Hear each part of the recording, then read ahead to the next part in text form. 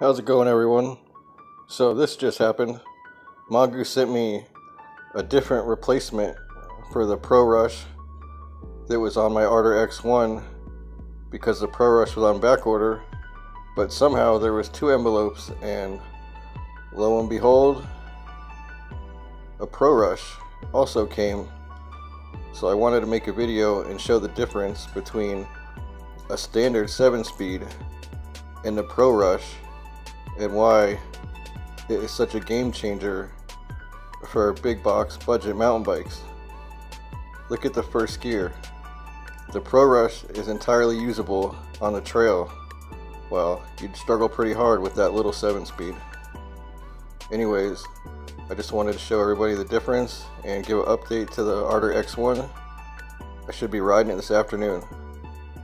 Thanks for watching, everyone.